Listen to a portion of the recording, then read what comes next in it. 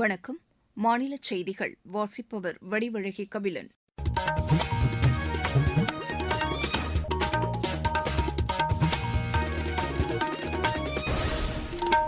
தலைப்புச் செய்திகள். மாணவர்கள் சமூக ஊடகங்களை கட்டுப்பாடுடன் பயன்படுத்த வேண்டும் என்று குடியரசு துணைத் தலைவர் திரு சி ராதாகிருஷ்ணன் வலியுறுத்தியுள்ளார். உட்கட்டமைப்பு பணிகளை உரிய நேரத்தில் நிறைவு செய்தல், உற்பத்தியை தொடங்குதல் ஆகியவற்றில் கவனம் செலுத்தப்பட வேண்டும் என்று மாநில அரசுகளை மத்திய நிதியமைச்சர் திருமதி நிர்மலா சீதாராமன் கேட்டுக் கொண்டுள்ளார். வளர்ச்சியடைந்த இந்தியாவிற்கான ஊரக வேலைவாய்ப்பு உறுதி மற்றும் வாழ்வாதார திட்டத்தை தாவேக அரசு எவ்வித தடையுமின்றி முறையாக செயல்படுத்த வேண்டும் என்று பிஜேபி கேட்டுக் கொண்டுள்ளது.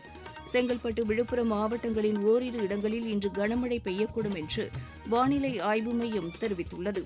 உலகக்கோப்பை ஹாக்கிப் போட்டியின் மகளிர் பிரிவில் இந்தியா இன்று தென்னாப்பிரிக்காவை எதிர்கொள்கிறது. இனி விரிவான செய்திகள். மாணவர்கள் சமூக ஊடகங்களை கட்டுப்பாடுடன் பயன்படுத்த வேண்டும் என்று குடியரசு துணைத் தலைவர் திரு சி ராதாகிருஷ்ணன் வலியுறுத்தியுள்ளார். தஞ்சாவூரில் உள்ள தனியார் நிகர்நிலை பல்கலைக்கழகத்தில் நடைபெற்ற நிகழ்ச்சியில் உரையாற்றிய அவர், புதுமை கண்டுபிடிப்பு, தொடர்ச்சியான திறன் மேம்பாடு ஆகியவற்றில் மாணவர்கள் கவனம் செலுத்த வேண்டும் என்று அறிவுறுத்தினார். போதைப்பொருள் பயன்பாட்டில் இருந்து விலகி இருக்குமாறும் ஆரோக்கியத்தில் கவனம் செலுத்துமாறும் குடியரசு துணைத் தலைவர் மாணவர்களை கேட்டுக் கொண்டார். சாத்தியமில்லாததாக தோன்றுவதை சாதிப்பதற்கான சக்தியும் உறுதியும் இளைஞர்களிடம் உள்ள இக்காலத்தில் நேரம் மிகவும் மதிப்பு மிக்கது என்று அவர் குறிப்பிட்டார். அண்மையில் இயற்றப்பட்ட பொதுத் தேர்வு முறைகேடுகள் தடுப்பு திருத்த மசோதா பொதுத் தேர்வு முறைகளை வலுப்படுத்துவதை நோக்கமாக கொண்டுள்ளது என்று அவர் கூறினார். நாட்டின் உயர்கல்வி சேர்க்கை விகிதம் தற்போது 30% உள்ள நிலையில் அதை 2035ஆம் ஆண்டுக்குள் 50% அதிகரிப்பதற்கான இலக்கு நிறைவேறும் என்று திரு சி ராதாகிருஷ்ணன் நம்பிக்கை தெரிவித்தார். உட்கட்டமைப்பு பணிகளை உரிய நேரத்தில் நிறைவு செய்தல், நில ஒதுக்கீடு, முதலீடு, உற்பத்தியை தொடங்குதல் ஆகியவற்றில் கவனம் செலுத்தப்பட வேண்டும் என்று மாநில அரசுகளை மத்திய நிதியமைச்சர் திருமதி நிர்மலா சீதாராமன் கேட்டுக் கொண்டுள்ளார். புதுதில்லியில் நடைபெற்ற தேசிய தொழில்துறை வழித்தட மேம்பாடு மற்றும் செயல்படுத்துதல் கூட்டத்திற்கு தலைமை வகித்து பேசிய அவர் இதனை தெரிவித்தார். உற்பத்தியை விரிவுபடுத்துதல், உலக அளவில் போட்டித்தன்மையுள்ள தொழில்துறை சூழலை வளர்த்தல் ஆகியவற்றுக்கு தொழில்துறை வழித்தடங்கள் முக்கிய தூணாக திகழ்கிறது என்று அவர் கூறினார். இந்திய குழு என்ற உணர்வுடன் தொழில்துறை வழித்தட மேம்பாட்டை முன்னெடுத்துச் செல்ல வேண்டும் என்று திருமதி நிர்மலா சீதாராமன் தெரிவித்தார். வளர்ச்சியடைந்த இந்தியாவிற்கான ஊரக வேலைவாய்ப்பு உறுதி மற்றும் வாழ்வாதார திட்டத்தை தாவேக அரசு எவ்வித தடையுமின்றி முறையாக செயல்படுத்த வேண்டும் என்று பிஜேபி மாநில தலைவர் திரு நயினார் நாகேந்திரன் கேட்டுக் கொண்டுள்ளார். இதுகுறித்து சமூக வலைதளத்தில் பதிவிட்டுள்ள அவர், இத்திட்டத்தின் கீழ் பணிக்கு வருபவர்களுக்கான வருகை பதிவேடுகள் முறையாக பராமரிக்கப்பட வேண்டும் என்று கூறியுள்ளார். இடைத்தரகர்கள் இன்றி பணியாளர்களின் ஊதியம் நேரடியாக வங்கிக் கணக்குகளில் வரவு வைக்கப்பட வேண்டும் என்றும் அவர் தெரிவித்துள்ளார். தகுதியானவர்களுக்கு இத்திட்டத்தின் பலன்கள் சென்றடைவதை உறுதி செய்ய வேண்டும் என்றும் மாநில அரசை அவர் வலியுறுத்தியுள்ளார். மத்திய அரசின் இந்த ஊரக வேலைவாய்ப்பு திட்டத்தின் கீழ் தமிழகம் முழுவதும் 10,185 நீர்ப்பாசன கால்வாய்கள், 809 ஏரிகள், குளங்கள் உள்ளிட்ட நீர்நிலைகளை புனரமைக்கும் பணிகள் நடைபெற இருப்பதாக வெளியாகியுள்ள தகவல் மகிழ்ச்சி அளிப்பதாகவும் திரு நயினார் நாகேந்திரன் குறிப்பிட்டுள்ளார். சென்னை எழும்பூர் ரயில் நிலையத்தில் மறுசீரமைப்பு பணிகள் நடைபெறுவதையொட்டி சில ரயில்களின் புறப்பாடு மற்றும் வருகையில் மாற்றங்களை செய்து தெற்கு ரயில்வே அறிவிப்பு வெளியிட்டுள்ளது. அதன்படி மன்னார்குடியிலிருந்து சென்னை எழும்பூருக்கு இயக்கப்படும் ரயில் அடுத்த மாதம் 4ஆம் தேதி முதல் அக்டோபர் 13ஆம் தேதி வரை தாம்பரம் வரை மட்டுமே இயக்கப்படும் என்று கூறப்பட்டுள்ளது.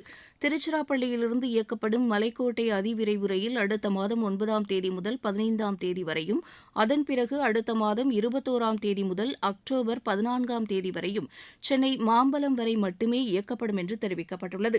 சென்னை எழும்பூரில் இருந்து மன்னார்குடிக்கு இயக்கப்படும் ரயில் அடுத்த மாதம் 5ஆம் தேதி முதல் அக்டோபர் 14ஆம் தேதி வரை தாம்பரத்தில் இருந்து புறப்படும் என்று கூறப்பட்டுள்ளது.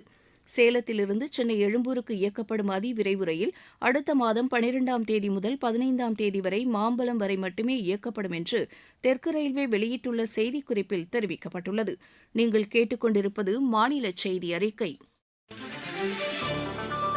ஊரக வளர்ச்சிக்கான புதிய அத்தியாயம். வளர்ச்சியடைந்த இந்தியாவிற்கான ஊரக வேலைவாய்ப்பு உறுதி மற்றும் வாழ்வாதார சட்டம் செயல்பாட்டிற்கு வந்துள்ளது. இந்த சட்டம் வருடத்திற்கு 125 நாட்கள் வேலையை உறுதி செய்கிறது. இதில் வாரந்தோறும் ஊதியம் வழங்கப்படுவது கட்டாயமாக்கப்பட்டுள்ளது. நாள்தோறும் குறைந்தபட்சம் 300 ரூபாய் ஊதியத்தை இந்த சட்டம் உறுதி செய்கிறது. பணி முடிந்த 15 நாட்களுக்குள் ஊதியம் வழங்குவதை உறுதி செய்வதற்கான அம்சங்களும் இதில் இடம்பெற்றுள்ளன. ஊதியம் காலதாமதமாக வழங்கப்பட்டால் அதற்கான இழப்பீட்டுத் தொகைக்கும் இதில் வகை செய்யப்பட்டுள்ளது. வளர்ச்சியடைந்த இந்தியாவிற்கான பயணத்தில் மோடி அரசு தொடரும் சீர்திருத்த நடவடிக்கைகள். தமிழகத்தில் செங்கல்பட்டு, விழுப்புரம் மாவட்டங்களின் ஓரிரு இடங்களில் இன்று கனமழை பெய்யக்கூடும் என்று வானிலை ஆய்வு மையம் தெரிவித்துள்ளது. மேற்கு தொடர்ச்சி மலை மாவட்டங்கள் மற்றும் வடகடலோர பகுதிகளின் ஒரு சில இடங்களில் மிதமான மழை பெய்யக்கூடும் என்றும் கூறியுள்ளது. சென்னை மற்றும் அதன் புறநகர் பகுதிகளில் வானம் ஓரளவு மேகமூட்டத்துடன் காணப்படும் என்றும் மாலை அல்லது இரவு நேரங்களில் நகரின் ஒரு சில பகுதிகளில் லேசானது முதல் மிதமான மழை பெய்ய வாய்ப்புள்ளதாகவும் வானிலை ஆய்வு மையம் தெரிவித்துள்ளது. இருவரிச் செய்திகள். ஹோர்முஸ் நீரிணை விவகாரம் தொடர்பாக ஈரானுடன் ஒப்பந்தம் மேற்கொண்டால் குண்டு வீசி தாக்குதல் நடத்தப்படும் என்று ஓமன் நாட்டை அமெரிக்க அதிபர் திரு டொனால்டு ட்ரம்ப் எச்சரித்துள்ளார். சோமாலியாவின் பைடோவா நகரில் ராணுவம் மேற்கொண்ட நடவடிக்கையில் 30 தீவிரவாதிகள் கொல்லப்பட்டனர். தில்லியில் வாக்காளர் பட்டியல் சிறப்பு தீவிர திருத்த கணக்கெடுப்பு பணிகள் நேற்றுடன் நிறைவடைந்தது. ஜார்க்கண்டில் மாணவர்களின் போராட்டத்தை அடுத்து 2024ஆம் ஆண்டு நடத்தப்பட்ட அனைத்து போட்டித் தேர்வுகளையும் அம்மாநில அரசு ரத்து செய்துள்ளது. கேரள மாநிலம் விழிஞம் துறைமுகத்திலிருந்து இன்று முதல் நேரடி ஏற்றுமதி இறக்குமதி சேவைகளை அம்மாநில முதலமைச்சர் திரு வி டி சதீசன் தொடங்கி வைக்கிறார். ராமநாதபுரம் மாவட்டம் மண்டபம் அருகே இலங்கைக்கு கடத்துவதற்காக பதுக்கி வைக்கப்பட்டிருந்த 1,10,00,000 ரூபாய் மதிப்பிலான பதப்படுத்தப்பட்ட 452 கிலோ கடல் அட்டைகள் காவல்துறையினரால் பறிமுதல் செய்யப்பட்டது. தூத்துக்குடி மாநகராட்சி பகுதிகளில் கொசுக்கள் உருவாக காரணமாக இருக்கும் தண்ணீர் தேங்கக்கூடிய 395 கிலோ பழைய பொருட்களை மாநகராட்சி ஊழியர்கள் அகற்றினர். விருதுநகர் மாவட்டம் ஸ்ரீவில்லிபுத்தூர் ஆண்டாள் திருக்கோயில் ஆடிப்பூர தேர் திருவிழாவின் நிறைவு நாளான நேற்று புஷ்பயாகம் நடைபெற்றது. கடலூர் மாவட்டத்தில் நடைபெற்ற மக்கள் குறைதீர்க்கும் நாள் கூட்டத்தில் பெறப்பட்ட 917 மனுக்களை பரிசீலித்து உரிய நடவடிக்கை எடுக்குமாறு ஆட்சியர் திரு சிபி ஆதித்ய செந்தில்குமார் அலுவலர்களுக்கு அறிவுறுத்தியுள்ளார். காஞ்சிபுரம் மாவட்டத்தில் வடகிழக்கு பருவமழை, வெள்ளத்தடுப்பு மற்றும் முன்னெச்சரிக்கை பாதுகாப்பு பணிகள் தொடர்பான ஒருங்கிணைப்பு குழு கூட்டம் ஆட்சியர் திருமதி ஸ்னேகா தலைமையில் நடைபெற்றது. சென்னையில் இருந்து பஹ்ரைன் நாட்டுக்கு கடத்த முயன்ற 20 லட்சம் ரூபாய் மதிப்புடைய அமெரிக்க டாலர் கரன்சிகளை விமான நிலைய சுங்கத்துறையினர் பறிமுதல் செய்து இது தொடர்பாக 2 பேரை கைது செய்தனர். விளையாட்டுச் செய்திகள். உலகக்கோப்பை ஹாக்கிப் போட்டியின் மகளிர் பிரிவில் இந்தியா இன்று தென்னாப்பிரிக்காவை எதிர்கொள்கிறது. நெதர்லாந்தின் ஆம்ஸ்டல்வீன் நகரில் நடைபெறவுள்ள இப்போட்டி மாலை மணி 6:30க்கு தொடங்குகிறது. ஆடவர் பிரிவில் நேற்று நடைபெற்ற ஆட்டத்தில் இங்கிலாந்து 4-2 என்ற கோல் கணக்கில் இந்தியாவை வென்றது. உலக பேட்மிண்டன் சாம்பியன் போட்டியில் இந்தியாவின் கவிப்பிரியா செல்வம், சிம்ரன் சிங்கி இணை 2வது சுற்றுக்கு முன்னேறியுள்ளது.